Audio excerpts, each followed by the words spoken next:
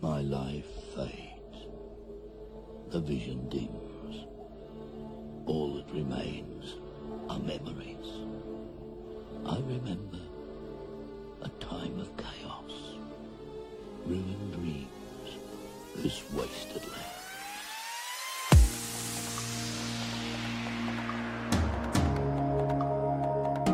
Hello and welcome to another episode of From the Waste. My name is Evan, and I am, as always, your faithful companion through this desolate and blighted wasteland.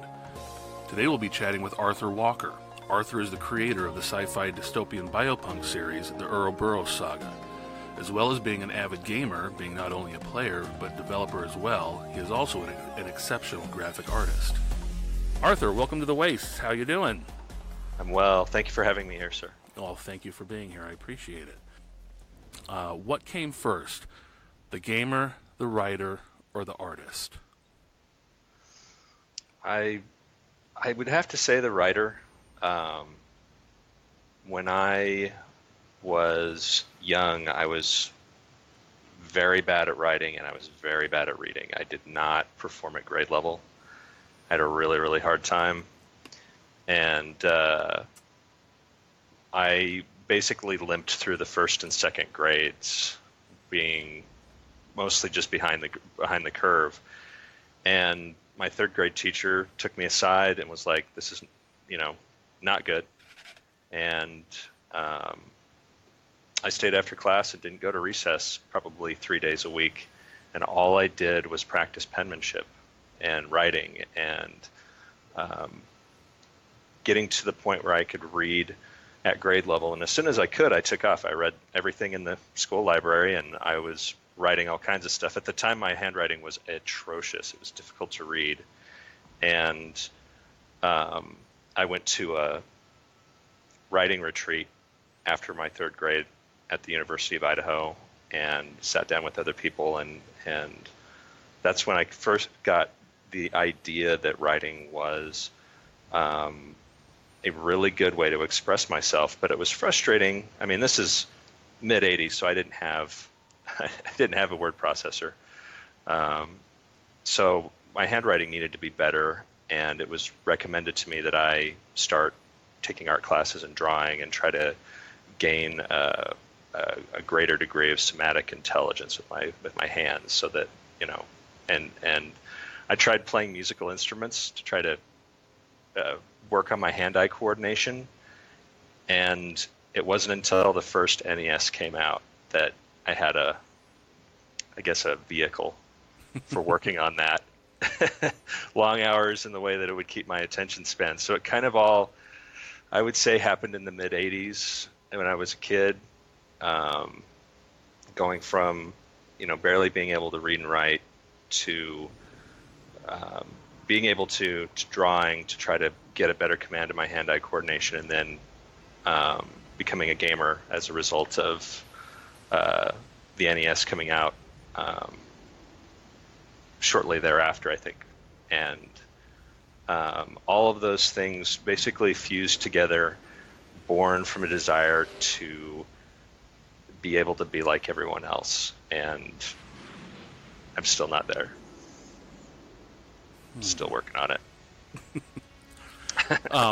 I know you're a big fan of the tabletop games, and and you've been working on. Do you develop your own games, or do you just do the graphic? I don't know. I'm not sure what you call it, the graphic design, or the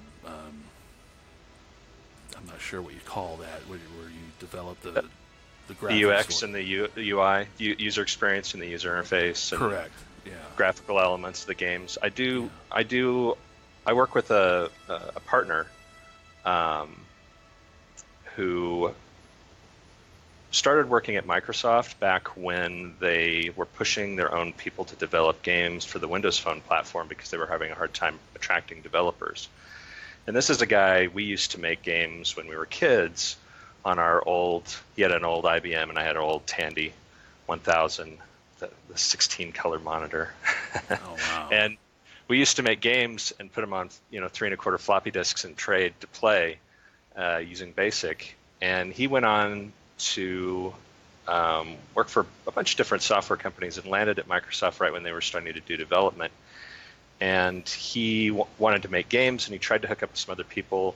Didn't really work. He really wanted to hook up with the creative. He reached out to me, and I said, well, I spent the last 18 months developing a pen and paper tabletop role-playing game called Storytelling Sciences, specifically for the purpose to prototype worlds, characters, and things for books that I want to write. And I sent him my documents that and I'd logged about 3,000 playtest hours on it by then, and not myself, but with help of other people. And he looked at it and he was like, "We should make video games out of this." And so we made one game and put it on the Windows Phone. It was okay. It was a pretty good game for our first outing. It was a little martial arts game, some little graphical elements and things. It was super and totally us not knowing what we were doing. And now I've gone into where, and I was leaning really heavy on my illustration talent at the time and not doing a lot of pixel art until I started building animation for that game. And that's when we decided we were going to go for the pixel art aesthetic, and start building more retro looking games. And we built a number of games that we have never published. We only play ourselves. But the plan is to take all of those games and pull them into an anthology.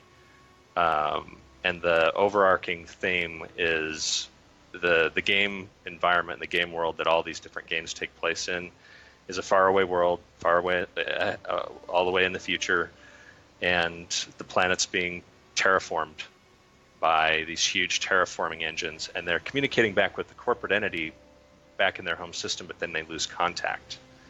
And some of the terraformers start to develop tribes. Some of the artificial intelligences on the terraformers go mad. Some of the artificial intelligences in the orbitals overhead start trying to find people on the surface who can help them build a more cohesive society, and they have their own secret agendas, obviously. And we have a retcon-based Zero game, which is actually the terraformer, where you do basically human resource management for a terraformer, and you build like little places inside the terraformer that help it work better. We have an adept agent, which is like a 3/4 view, where you do secret missions to try to infiltrate other people's terraformers. We have one that's called Raging Rickshaw, which is basically you are you basically drive a rig through the streets of the terraformers to carry out missions, and you can outfit these rickshaws with guns and armor and everything else. And it has a very post-apocalyptic feel because terrible tragedy has befallen this world. It was being terraformed for colonization. Something went wrong. All the people left behind are having to try to figure out what's going on. The corporate entities that are remaining are still trying to do their things. And we've been building these games probably for 4 years. And we've got another one that is where you build the orbitals. It's called Audacious Orbital. That's the code name for that one. And I know I'm forgetting one.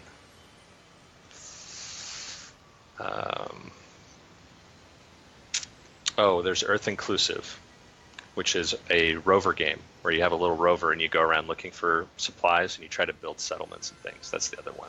Oh, okay. And what always happens is, like, we were working on the terraformer game and I built these little landers that you could send out with different individuals to do scouting missions and stuff. And the landers that I did were really cool. And I sent a message to my dev partner and was like, I really like these landers. Do you want to do a game around just landers? And it just spirals out of control. So like it's become this sort of never-ending hobby. But it all started from a pen and paper game that I built and developed called Storytelling Sciences that was used to prototype different things for books. And the first anyone ever heard of Uroboros Saga, it was being prototyped and people actually playing characters at the table. And back then I didn't have drones. I had 3 people that were. I had a telemechanic, a cyborg mercenary, and a canine metasapient at the table playtesting it. And that's how the seed of Uroboros Saga started, was at that table. I forgot what the question was. Did I answer it? Oh yeah, yeah, most definitely. And I'm sitting here just learning all the history of this, kind of being fascinated and forgetting that we're actually recording this. So the games did, or rather, the books did kind of evolve from the games that you were working on. It sounds like. And why don't you go ahead and tell us about the Uroboros Saga? I'm really curious as to why you called it that, and why specifically you spell it the way you do. It also, it just let's talk about the drones and Metasapiens and Taylor and let's just get into that. Okay. Well, the reason I spelled it that way was, some of it was to avoid confusion with other IP that's out there, and some of it was that they didn't really start spelling it with an O at the front until I think it was recently. Like I can't remember all of my all of the reasons why I decided to go that route, but some of it was I think what it really boiled down to is I wanted to spell it in a way that was both correct and not a modern usage and a common usage. I wanted to stand out a little bit. Some of the motivation for writing the books in the first place was to test out the self-publishing circuit, just see what it's like. And I used the first 3 books of Uroboros Saga basically as templates to self-publish other works in the future and make my mistakes. And my intent was, well, I'll publish these 3 books and then I'll pull them offline. And I wasn't going to keep them up. Really? And I started doing some promotion for them on Twitter because I wanted to get some feedback. And I was looking mostly for aesthetic feedback, like what the interiors look like and everything else, because the designer that I was working with that does the interior and helps arrange the exterior of the books, she hadn't done a lot of them yet at that time, and wanted some feedback as well, because she wanted to build that into her business, because she was doing a lot of product development for companies. She designed a Pepsi can, stuff like that, but like working with creatives to do like album covers and books and things like that. She wanted some feedback too. So I got on Twitter specifically for the purpose of trying to promote the books to get that feedback. And ended up not really on purpose building kind of a small following, and pretty soon I was like, I'm gonna have to write more of these books now. And that's why like the ending of the 3rd book kind of has this Sunny the End ending. Because I wasn't, when I published book 3, I was not intending to publish 4. I had more books designed, because I had pushed content back to keep inside my 65,000 word limit. But that's kind of how it started. And that's why the first 2 covers, they're changed now, but the first 2 print covers and the digital covers were, I basically just did a quick render because I was shopping for cover artists. Oh. I sent those to my designer. I was like, this is what I want the covers to look like. I want to find someone who can do this. And she's like, you should just maybe try a little harder and do the covers yourself. And I was like, well, I'm going to shop around anyway. And this is probably I'd only been doing digital artwork probably 3 or 4 years at that point. So I didn't have probably 3,000 hours doing that or 2,000 hours doing that. I was still getting my feet underneath me and learning how to do that. So,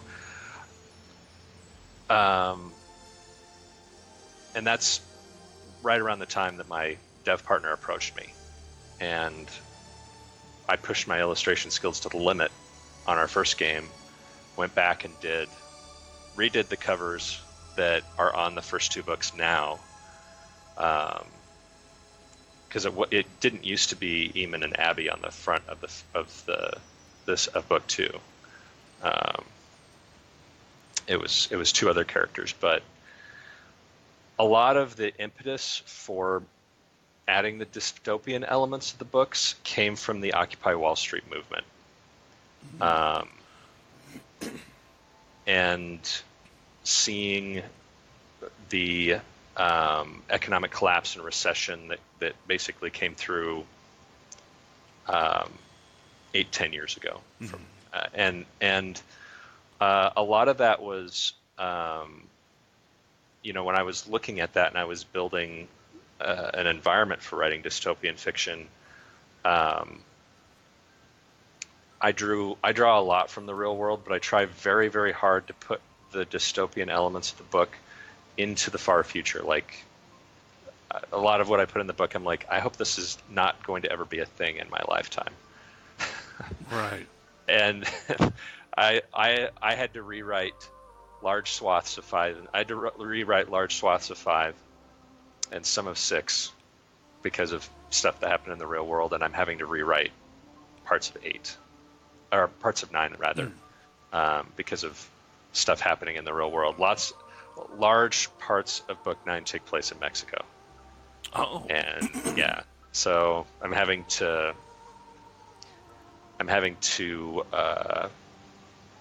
I don't want to give away any spoilers, especially for people who haven't read book 8, but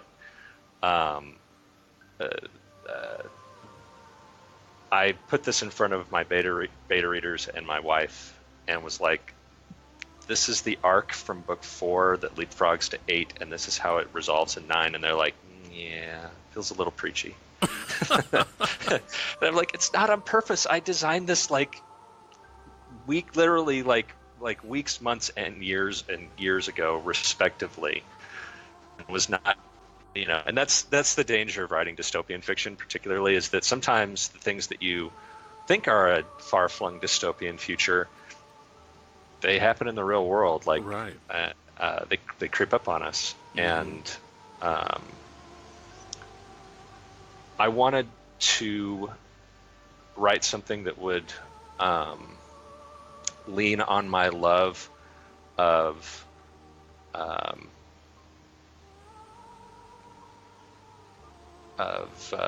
Stoicism and Neoplatonism and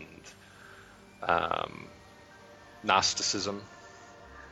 I really like obscure ancient folklore, so having super long-lived people in the books, and in particular using the Uroboros and the Uroboros symbol on the covers, which I've had people ask why the old symbol and the new kind of red helixy looking, not helixy, but like the red kind of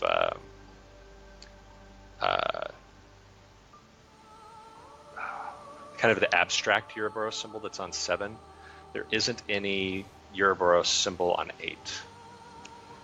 And what I'm telling people is that because it's a side story with Eamon and doesn't really relate specifically to the Cabal, that I didn't want to put it on the cover. The truth is that between me and the designer, we just forgot. It went to print, and we got it back, and I was like, it was literally like a week later, I'm looking at the cover, I'm like, but it's not here. What did I do? So 8. No. Yeah. Oh, that's funny. It worked out great though, because with 8 being kind of a more of a side story.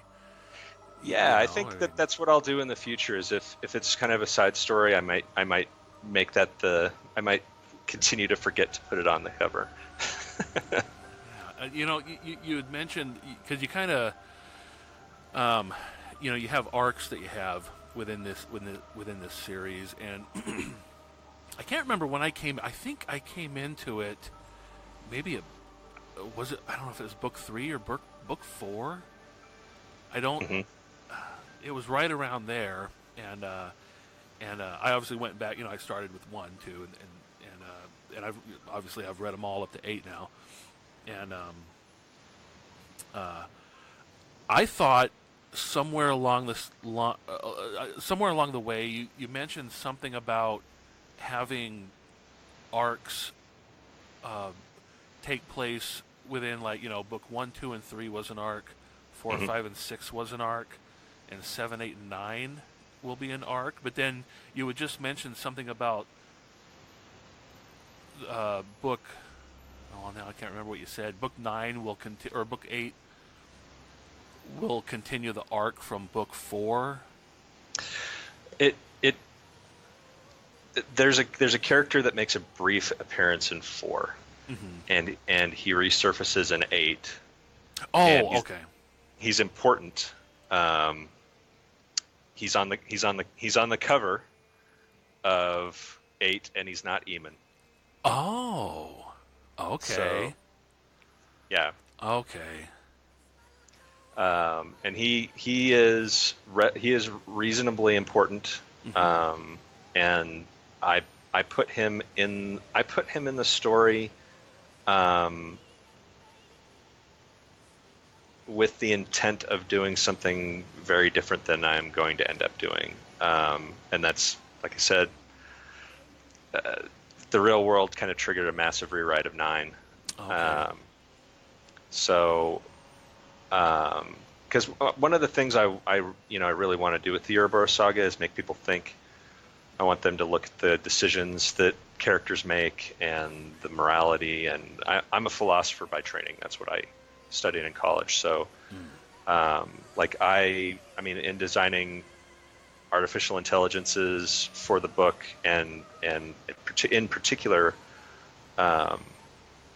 terrestrial intelligent agents, I read a lot of Karsgaard. I read her book on self-constitution, which is a book on identity, and I read a lot of Derek Parfit on what matters. I made it through his first gigantic, huge, thick book, and I'm on to second. And that's kind of like, that's his work is, influenced a lot of sci-fi. Mm-hmm. Like in Star Trek: The Next Generation, where there's 2 Rikers Mm-hmm. because of a teleporter accident. That's actually a problem that Derek Parfit grapples with in trying to quantify human identity, and also have different models of the soul for people to lean on as far as like the metaphysics of being human. Mm-hmm. And designing artificial intelligences and terrestrial intelligent agents. I wanted them to have the ability to self-constitute their identity in ways that would be different from humans and noticeable, and have artificial intelligences be able to go from living on a mainframe and then going into a terrestrial form where they're actually able to take a body and roam around, but that's bad for them depending on how big they are, because Mm-hmm. they don't have the space to write and rewrite themselves if they're using an ICT model like that, and the information and communications technology model like that.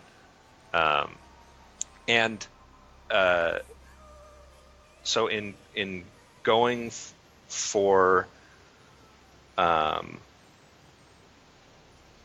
going from 4 to 5 to 6, and I tried to take something from 1, 2, and 3 that didn't get resolved or didn't feel resolved, and put it in 4, 5, and 6, Mm-hmm. and that was perfidy. And I tried to take something that didn't get, because like I still will have people, they'll tell me, I loved perfidy. I can't believe you blew him up at the warehouse. And I'm like, just keep reading. It's going to be okay. Yeah, it's going to be okay. As we know, as we know in in these stories, yeah. Well, yeah, I don't want to spoil anything from it, but I'm trying not to, but nothing is concrete or set in stone. I guess I don't know. The characters that you have in these books, the different types of characters. You're talking about, metasapiens. You're talking about terrestrial agents. You're talking about drones. What are they? What are these different types of characters that take place in these books? Okay. I'll tell you what I can. I have not. I will say this straight. Let's talk about drones first. Okay. I have not revealed the full, unfiltered truth about drones. Oh. I've alluded to some things early in the books, and if you really want to understand, if you want to try to figure out maybe or get clues into what really is going on with drones, go back and read all of Dr. Helmet's dialogue. Okay. Because he drops hints, but what is... Go ahead, sorry. I was going to say, because on the surface, it seems to me that drones are basically a class of creatures, I don't know what, a class of beings that are created for specific purposes. Mm-hmm. They were genetically contrived beings based on the human genes, mm-hmm. and modified for basically humans wanted to colonize the solar system, mm-hmm. but they come to understand that they don't have the biological tolerances to kind of make first landing, survive long term, build the underground that needs to be built in those places as a basis. And then there was, and this is another thing that I don't really talk about in the books, but I allude to, is that like Port Montaigne is built on old Atlanta, and that's because the sea level came up so high that they had to actually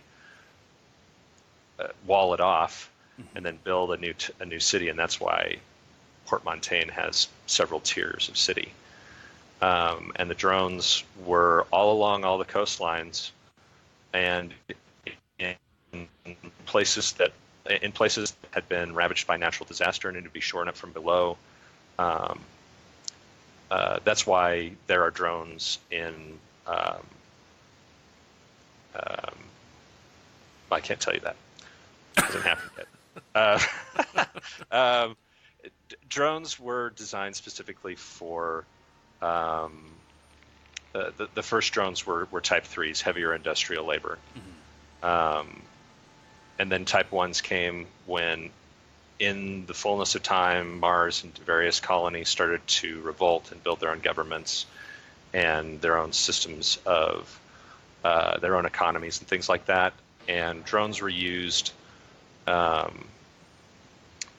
the purpose of maintaining order in those places. And then later on, the central global government tried to deploy them on Earth to put down civil unrest as a result of the death and debt cycle that virtually the entire planet has been being devoured by. And that's when all the Type 1 drones basically vanish into the underground and hang out with the Type 3s. There are not supposed to be any Type 2, Type 4, or Type 5 drones. And Type 6 drones are psychics, and they're not supposed to exist either, but they do. Right. That's not to say that there aren't Type 4 or Type 2 drones, or haven't been in the past. I'm currently rebuilding Storytelling Sciences to recreate the Uroboros Saga role-playing game tabletop role-playing game, and that's one of the things that we're going in on design is trying to figure out, okay, are we going to let people play a Type 5 pleasure and entertainment drone? Like, feels off thematically, but that, I mean, entertainment drones could merely be radio jockeys on faraway worlds. They don't necessarily have to be as I've portrayed them in the book so far with metasapients, which, let's talk about them. Metasapients are a genetically contrived worker class of beings that were built from different kinds of animal species. And I've put Acrididae, which are like locust insect folks in the books, and they show up here and there, and they actually are there's a preponderance of them in Mexico, so you'll get to see more of them in book 9 and some of the different types, because there are some different types. There are Chiroptera, which are the bat metasapients, and they are also all through, I should say the Acrididae are also found all through Africa as worker class and soldiers, and they do bureaucratic duty, and they're widely deployed in Africa also. The Chiroptera are widely deployed in Central and South America, and in the Pacific Island region, Australia. There are Ursine metasapients, and there are different types of Ursine metasapients because they had, they were able to adapt different species. So you get kind of a black bear type, and then you get the more rare grizzly type. And actually, for Book 8, had to do a lot of research about grizzlies to figure out whether or not I could have Eamon do some of the things he does in that book. Right. I was like, could he, reliably do some of these things? And then I watched video of grizzly bears like taking a metal, one of those big metal dumpsters in an alleyway, and they're just like throwing it around like it's a toy. I'm like, oh yeah, all right then. And then there's canine metasapients, and they're very common everywhere. They're probably the first to be deployed, or one of the first to be deployed, and they're very common. Canines have the distinction in that, like a handful of drones, they can be unmitigated, which means that they can have, they can develop mutations after having been created. They can start to change and adapt to environments. And there were drones that were deployed like that, and there were canine metasapients that were deployed like that. And that's all I can say about that at this time. There's ichthytic, which are the fish folk metasapients. They are almost universally type 5s and type 4s, but some are type 3, and some have developed the ability to, if they were to get a factory designation, they would be type 6 psychics. So most of those are type 4 bureaucratic or type 5 entertainment. And then there's the Sphyraenic metasapients, and those are barracuda. Those are the big, mean fish folk from Mars that were deployed for unknown reasons, and they have unmitigated. They have unmitigated mutation in the fact that some of them have been able to procreate, and one of the characters in the book is a child of that. So, for the most part, metasapients can't procreate. That was the way that they were designed. If you grabbed a central global government manual and you looked inside, it would tell you that they can't. Whether or not Dr. Helmet actually followed through with that edict in the design of metasapients, is unknown. It's like I said, there's been some metasapients and drones that were, by his design. They had abilities that lay dormant for a long time, even after the central global government fell, and may have been, he may have not followed orders in that regard. So that's I left myself an out in case I ever want to do something crazy. I don't have to follow the doctrine of the books too closely in that regard if I have any really cool ideas for metasapiens. Right. And then there's been, in talking to people about the tabletop RPG, there have been people asking me about other metasapien types, felines and rodents and things like that. I'm not going to say no to people. I may put them in the tabletop game. They may not make an appearance in the books. Oh, I got you. Yeah, I guess you could go crazy and really have anything. Yeah, I mean, with there being, with Dr. Helmet having extensive identity tech access and having, even though the quote original one is allegedly dead, there are still several more of his replicas out there. Right. And they all have his expertise. So anything could happen. I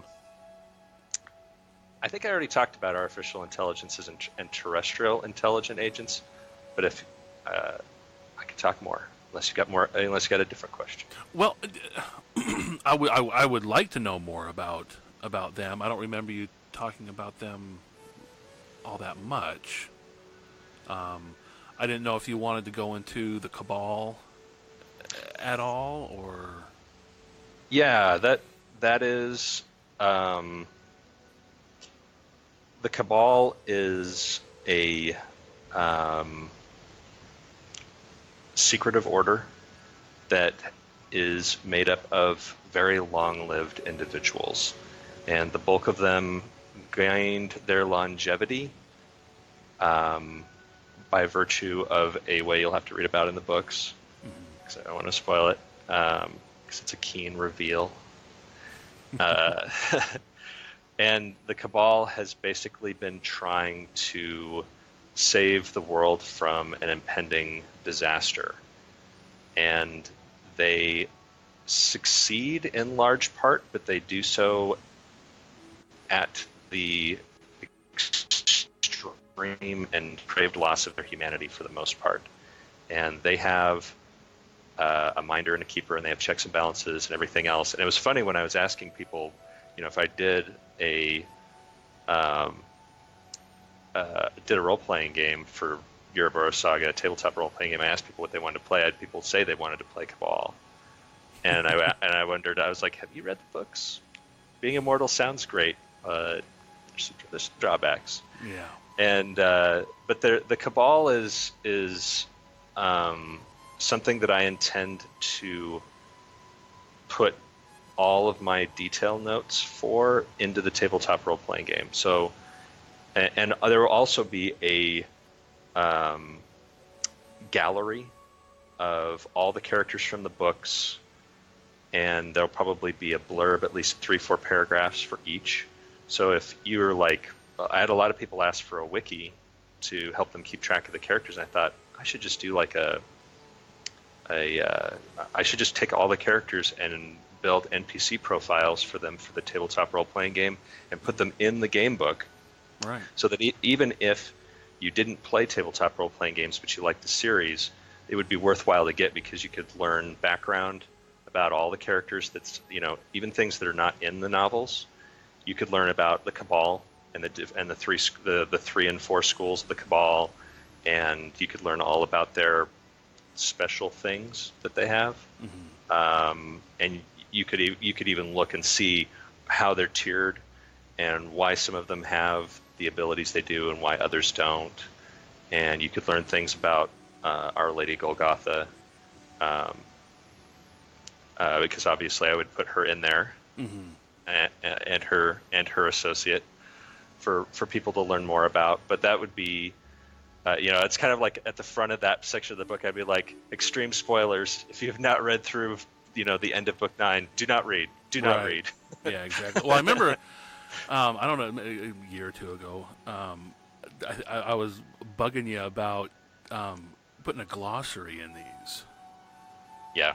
And but what if you're going to make a tabletop game of it, that would be really cool to have a source book where you could have, because that would be neat. That'd be really cool. Yeah, I mean, the plan is to not only do that, but also for people who want to actually run games, we're going to put many of the locations in the books in the game book with maps. And one of the things that I'm going to put in the game book with all the various characters is which books they appear in, and in which parts of the timeline they exist. So that way, if you wanted to run a tabletop role-playing game that was contiguous with the books, you could have your party of heroes somewhere else where the other characters aren't, but all that other stuff would be happening in the background as you were playing through with your own game. Mm-hmm. So, like, you could actually have your characters meet different NPCs. Because some of them obviously die during the course of different books, but if you ran your game contiguous with those books as far as the timeline was concerned, you would have all of those NPC profiles. You would know which book they showed up in, which book they will stop showing up in, because that was the end of them. Mm-hmm. I'm gonna put a lot of background information in there that's in the design notes, that because I do a lot of design for characters to help me write dialogue. Some of the feedback I got back early was that I write pretty good dialogue for female characters, and I was blown away by that. I was like, okay, well, apparently the extreme degree of design work that I did for those characters paid off. Mm-hmm. And I got this. I mean, I got that feedback from a proofreader that she's gone on to. She's got her own fantasy series now, but she was mean to my books when I first showed them to her. Like, I sent them to her, I got them back. They were just nothing but a field of red, where she told me all the things I'd done wrong. That one thing that one thing was kept me going. I was like, I did something right. Yes. But all of that design is going to go in the game book as much as I can fit in. Like, I don't want to burden people necessarily with a huge book. And in talking to other people helping me on the project, some people have suggested that I put, like, the Cabal in their own book, and maybe put Mars and some of the other little stations and places in the solar system in their own book. Mm-hmm. As supplements. But I don't know how I'm going to split it up. It might be too big for. I don't want people to be like, oh man, it's a 500-page book. And right. You want $60 for it, or $70 for it, or whatever I can squeeze out of CreateSpace, or whoever I decide to go through to publish it. But yeah, that's all in the works. And your glossary is coming, a giant, big glossary. Awesome. What's the world that this takes place in,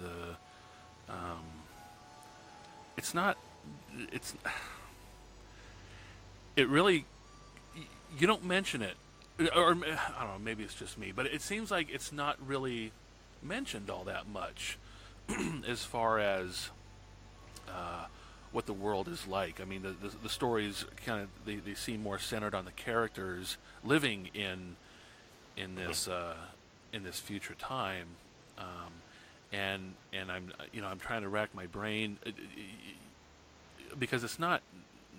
I don't really consider it post-apocalyptic. It seems more dystopian. There's sort of an apocalyptic event that happens, I think. if I remember, it's just it seems like, and I'm not trying to say that you don't that you. I don't even want to say this. I'm not trying to say that that. Okay, here's the part I'm gonna have to edit out because I don't know what the hell I'm trying to say. I'm not trying to say that it's not like you don't care about not letting us know. It's just Sure. it seems like it's very much in the background, and so for my sake, I'm really curious as to what exactly is going on good old planet Earth during this series. You know, is it just kind of a run down sort of a dystopian thing going on, or what's going on? Well, the world sort of previous to the shutdown, which is when the economic event, economic apocalypse befalls the world, or much of it, the world operated on a debt equity system. And you basically would be born into the world in debt, and your ultimate goal was to figure out how to die with less debt to leave to your kids. And people invested and bartered on their credit on the basis of that debt equity. So in so much as they would earn money, they would always be paying against this debt that was just ever present in their lives. Either they would have inherited it from their parents after their passing, or they would have acquired it by virtue of going to school or learning a trade or things like that. And this sort of trading on debt as equity is something I didn't think I would see in the real world. It's happened. It is happening. Yeah. And it's spooky. I'm actually reading Peter Frase's Four Futures book about post-capitalism, and trying to get my wherewithal and understand the economics of the world, so that I can move forward with books as the Uroboros Saga slowly transitions from kind of a wrecked and dirty dystopian world to a more post-apocalyptic one, or one that is slowly being rebuilt. I'm not sure how that's going to go after book 9. Depends kind of on the general vibe I get from the rewrite and the feedback I get back and that sort of thing. But at the beginning of the second book, there's two characters and they're having a conversation about one of them going into genealogy so that they can better afflict people with the debt of their relatives. So like your second cousin could kick it and his debt would get transferred to you. And there was the implication there is that people would basically have to shift their perspectives to have a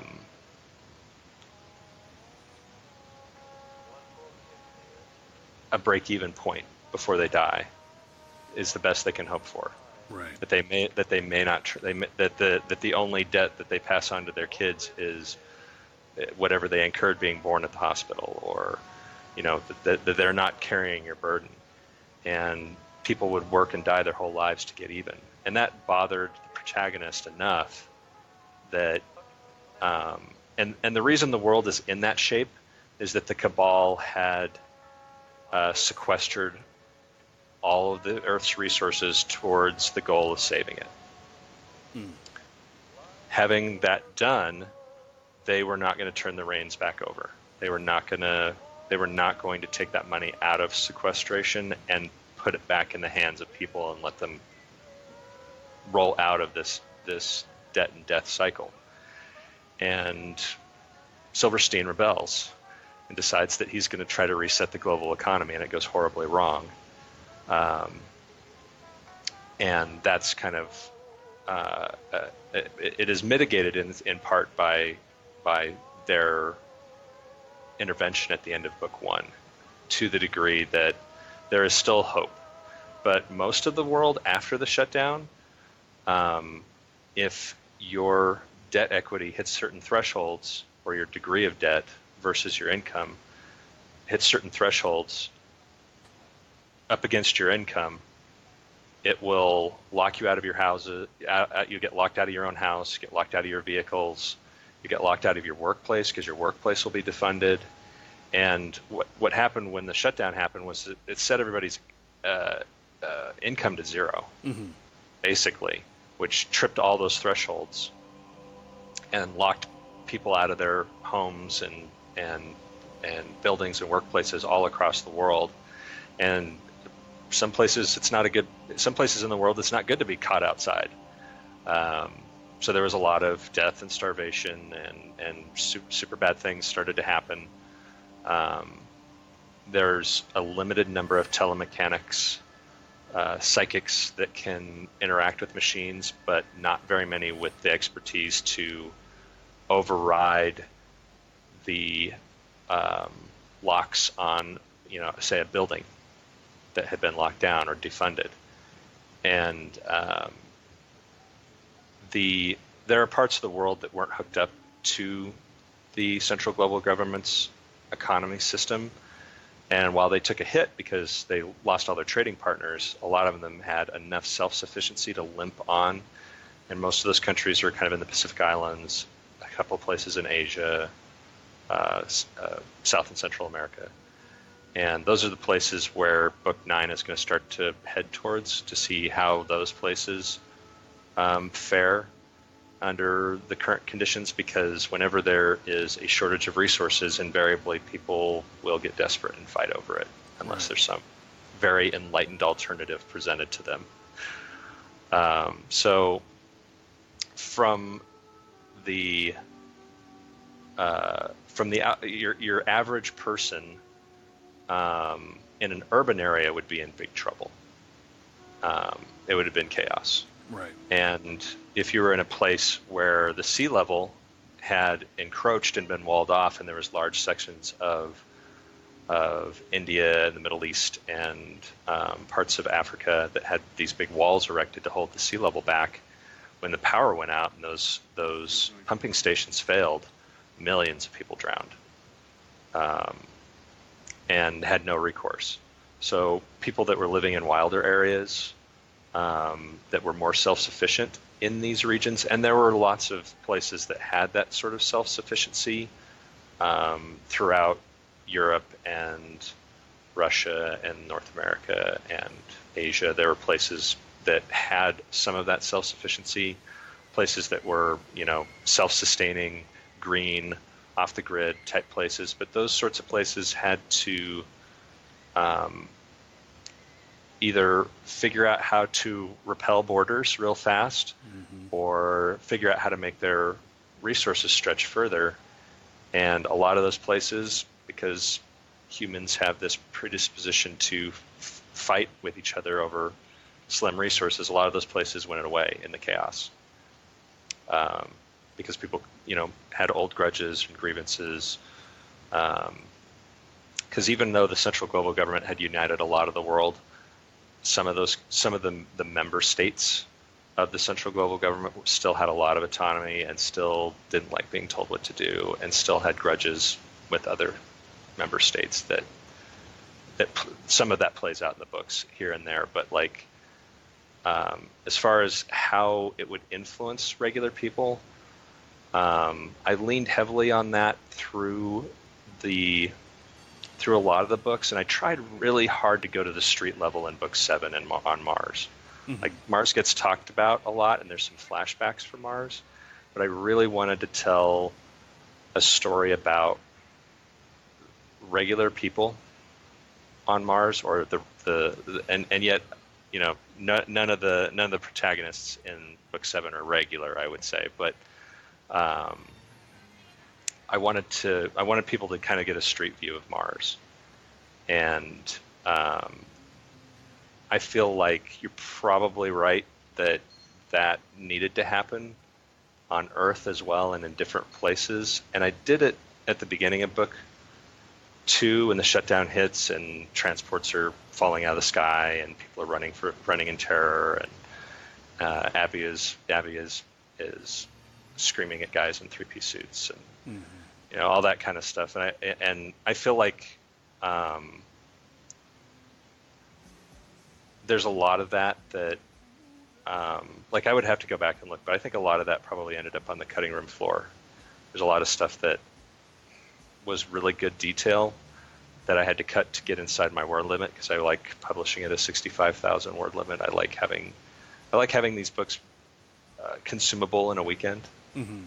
Maybe read the end at work on your lunch hour on Monday type thing. And it is a regret, and it sounds like if you have that question, other people do too, and maybe that perspective should be put in the game book. Yeah, and then that might just be me. It takes me so long to to read a book anymore that I may have just forgotten a lot of what was in them, but I've just always had I don't recall. For me, I don't recall hearing a whole lot about. After the shutdown happened,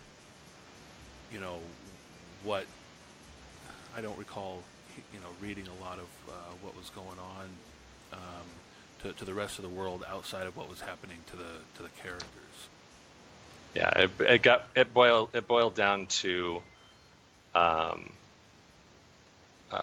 Brooke telling Cale reports.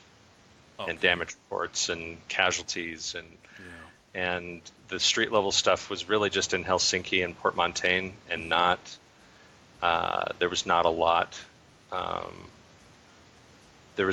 of detail given to the environment for the common person in the world, other than Cale and Brooke interacting over numbers on a data slate and occasionally talking to people that were maintaining communes or co-ops or organizational arms of Uroboros Financial, and so like the picture comes out kind of like you're reading it from a spreadsheet, and that's how the characters in the books were kind of having to consume some of that, without short of traveling and then having them relate anecdotes and small short stories to each other. Yeah. And that makes sense. It's still there's a lot of the fine detail, especially with the Cabal, that did not get related. They kind of I wouldn't say that they end up being faceless bad guys in the book, especially not Kaspersky. Yeah, but some of them are kind of shadow. I wanted them to be shadowy boogeymen. I wanted the reader to have the same apprehension that the characters had, and that they're these very unknown quantities. Yeah, and from the perspective of designing the book, it's entirely likely that a lot of the sort of workaday folks outside of Port Montaigne and Helsinki don't get the spotlight, and a lot of that takes place in the first 3 books, some 4, 5, and 6, and then all of 7 is Mars. All of 8 is a small area in Montana that you know well. Yeah. And that kind of gave me the opportunity to do a little bit more on the ground with people that were self-sustaining and surviving in the aftermath of the shutdown. But it was Yeah, I think the folks in Apgar, the only thing they wouldn't notice is, or the only thing they'd notice is where the tourists go. Yeah, I like Montana. I'm from Idaho. Mm-hmm. Montana's our cozy neighbor, Yep. and really like Montana and visiting Montana, and I really like the people there, and getting to set a book there, especially book 8 being that was my first attempt at writing a sci-fi western, Mm-hmm. and I mean that's how I wanted it to feel, and doing all the design and research for that book was probably the most fun I've had since probably book 4. Yeah, well, and I think I've told you it's probably I fight with either book 1 or book 8 being my favorite, and I think book 8's my favorite, but I'm biased because it literally takes place right up the road, and Yep. And so like I was telling you, being able to, you're talking about Whitefish, and you're talking about Apgar, and you're talking about the North Fork, and these are places where I go all the time. I work in these areas, and so for me, it had a very different feeling than I was able to relate to it on a very, very personal level, and besides the fact it is kind of a western, and it's got Eamon, and Eamon's my man. Well, Ursine, It's Metasapien. he's a big favorite. There's a lot of he has a lot of fans. Yeah, he's an awesome character. It took a while for him to get his own book, and I know a lot of people want Ezra Mm-hmm. to kind of have his own book. Yeah. I'm not going to say that that's going to happen. I'm not going to say that that's not going to happen either. Yeah. Ezra was designed to kind of always have Taylor and Silverstein around, Mm-hmm. and have them to lean on. Like I'm not saying that he wouldn't be an interesting character to follow on a solo mission. It would be some mental acrobatics for me to figure out how to set him up to wander alone without them.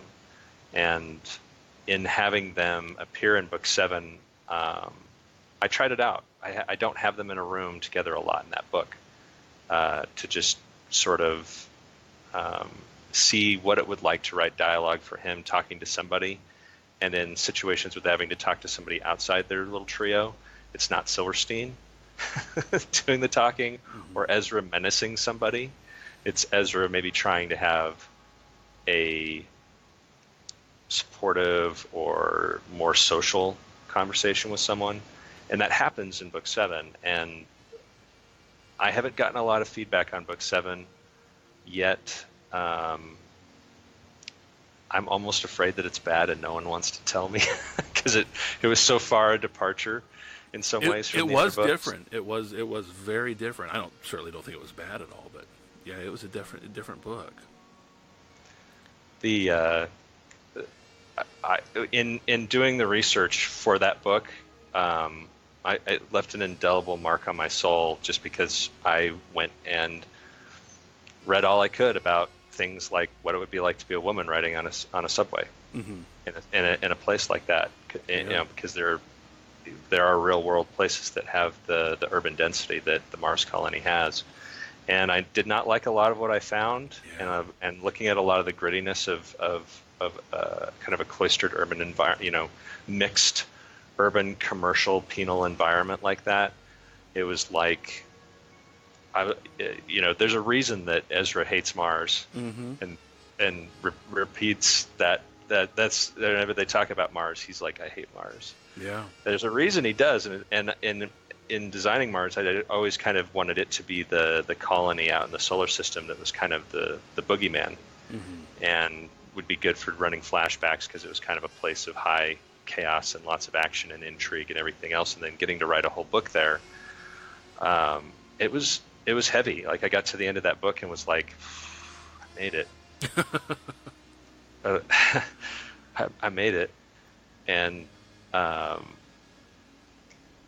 the idea that Mars plays a pretty big role in book 9, but there's gonna be the main reason that there's gonna actually be chapters that cross over into events going on Mars is that I've had a lot of people tell me that they like Pearl.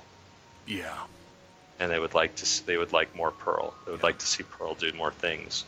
And I'm more than glad to oblige, because there's a reason I put her up front on the cover, because she really kind of is from book 7, she's kind of my favorite character. I think a lot of people like her too. She's a doll. Yeah, she's a doll.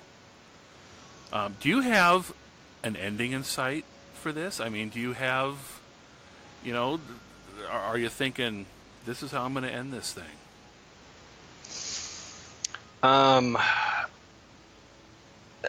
No, not really. What I see myself doing is probably writing book 9, producing the tabletop role-playing game. I've been talking for a while about doing a point-and-click video game that's based on Uroboros Saga. That would be cool. Maybe doing like a stealth game with Ezra, or a side scroller with Eamon where he's fighting bad guys or something. Doing some kind of point and click game, or maybe it's just an exploration game where you're wandering around Port Montaigne trying to find clues. And I love painting big environments. In all of the games that we built so far, we have what's called a garage scene, and it's the part of the game where you go in and you're able to modify your terraformer, or rewire your circuitry on your orbital, or regear your agent, or put different things. And I always like paint these backgrounds of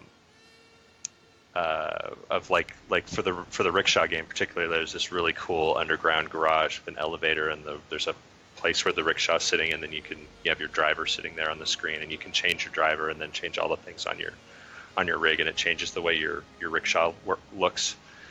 And I painted this background for it, and I was like, getting some pretty good Uroboros Saga Port Montaigne vibes from doing that, and doing a point-and-click game that was more atmospheric and based on exploration, where I was like rendering Midtown, or downtown, or the drone tunnels beneath even that. Tickles my creative mind in just the right places. So I think it'll probably be book 9, tabletop game, maybe a video game, and then I'm going to work on my I'm going to circle back to my post-apocalyptic books called Dreams and Echoes, and probably do 3 of those, and a tabletop role-playing game for that book series. And then and I have all those books already written. I wrote them before I wrote Uroboros Saga. Really? Yeah. The tabletop game's already all laid out and everything. I just those are kind of my babies. Those are the books that I wrote first, and then I wrote Uroboros Saga to prototype the self-publishing, so that I could do those right. Oh, I had no idea that you had a PA series that you were had done. I have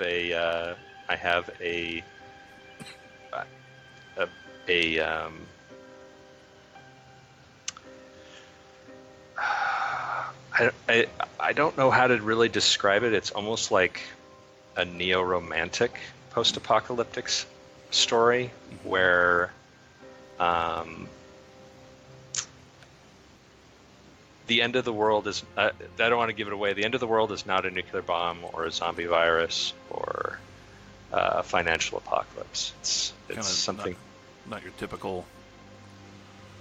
It's got kind of a fantasy element to it. There's magic. Ooh.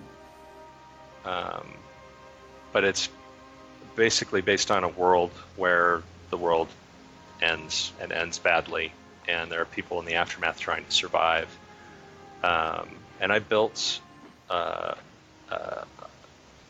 system of handling arcane events and all the metaphysics of how the world would work. And I actually prototyped it both tabletop, and I did a live action role playing game based on it as well, where we actually mirror mapped the game world onto the downtown area where we lived, and had people wander around as their characters and interact. Oh wow! To prototype it, and it was very successful, and people liked it very much. Everybody I've had read it has said, I've never read anything like this. Oh wow! This looks amazing. I'm intrigued. I'm scared because it's not post-apocalyptic in the way that Fallout and some other, it's not a traditional post-apocalyptic setting, and I had to read a lot of Tennyson and a lot of Blake and a lot of poetry to write some of the dialogue for it, because there are characters in it that sound like they're out of Shakespeare. Mm-hmm. So some of the dialogue's very, very arcane, and the interactions are very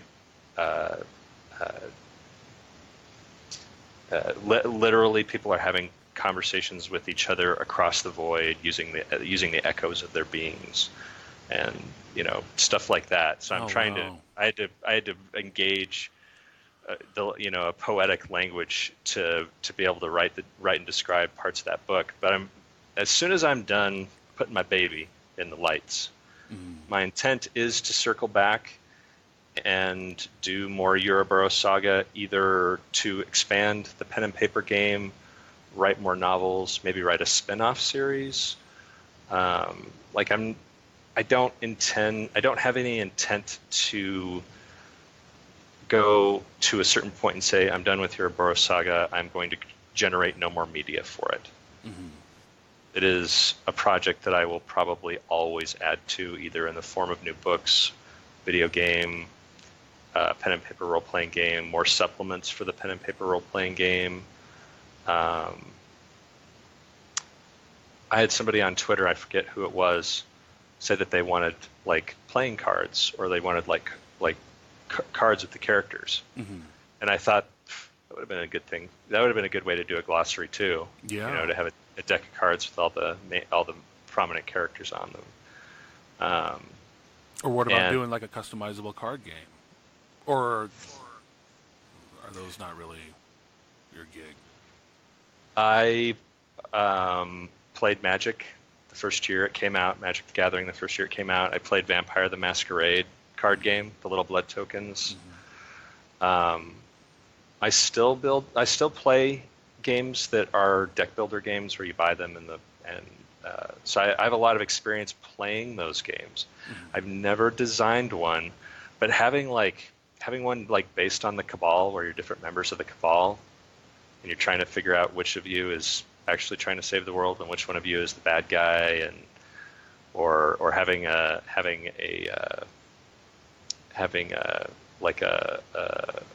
city building or a city maintenance game that was a deck building game based on books 4 and 5 or something like that. Those sound like terrible ideas. Never mind. Terrible ideas. Those are things only I would like. I would, if I was going to do a collectible card game, I would seek consultation from the other people to find out what would not be a bad idea. Oh, but anything is possible though.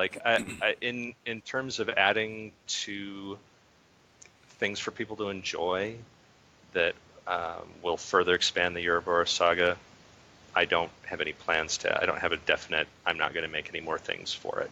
Mm-hmm. I don't know that there'll be a book 10. There might be though. Maybe after I've written book 9, I'll circle back around to all the people that I know are my big fans on Twitter and see what they think. Yeah. See what based on the end of 9 what their expectation is. Right. See if they want more. Got to have more. Hit the social media if they're like, we want a spin-off series. We want to know what's going on in these other parts of the world that have not been traveled in the first 9 books, or we want we love these characters and want them to have their own book the way Eamon did. Right. Where they get their own book, but it continues the overall story from book 9 going forward. Things like that are possible, and it's kind of a good place to be at book 8 because I've kind of already done everything that I want to do, and feel pretty good about pretty good about the series. And now it kind of feels like I have enough people reading it and enjoying it that I could turn to my readership and say, hey, what do you think I should do next? Yeah. And sort of pander to my fans and my friends a little bit in that regard. So no, I don't think there's any definitive this is going to end point for me. I think I'm always there's gonna be a gap when I put my baby into the lights, but other than that, probably gonna keep adding to it. Okay. All right. Well, I think we're gonna go ahead and shut her down. Where can people go to find you? I noticed that you don't have a website. So where can people go to check you out? I'm on Tumblr. I'm at arthurhwalker.tumblr.com, and I put a lot of stuff on Tumblr. If I was going to say it, I have a website where, I've had people ask, do you have more artwork? Where do you put your digital artwork? I put it on Tumblr. Where do you talk about the gear you use to build your things, to work on video games and write your books? I put that on Tumblr. I do most of my interaction with my readership on Twitter, and I'm on Twitter as Arthur H. Walker. And that's a good place to find me. Yeah, Tumblr and Twitter. That's where I would go to find me. Okay. Well, this has been awesome. I'm so glad. Yeah, I just, and I had, yeah, this was just really cool. This was so long in the making. I've wanted to talk to you for so long now, and I'm just thrilled. And I'm so excited to learn that you got a PA series or trilogy coming out or at some point. That's awesome. Really glad to hear that. But I really appreciate you taking the time out to talk to me tonight. It was my pleasure. It was very productive and made me think about a lot of things that I hadn't thought about before. I really appreciate the opportunity to be here and talk to you, and it was kind of really cool to just kind of see you face to face and listen to your other podcasts and heard your voice, but it's kind of nice to put a face to the voice too, and just have a sense of you now because we talk a lot on Twitter. Yeah. So it has been my pleasure for sure. Thank you very much for letting me do this. Well, thank you. I appreciate it. And with that, I will say good night and take care. Take care. All right, Wanderers, thanks for listening. You can find my blog at fromthewastes11811.wordpress.com. You can also find me on Twitter at fromthewastes or at @last_librarian. I'm also on Facebook at Facebook.com/fromthewastes. You can find this podcast at Podbean, iTunes, Player FM, pretty much all podcast players out there. If you enjoyed this episode, please take a moment and leave a review. Until next time, Wanderers, take cover and take care.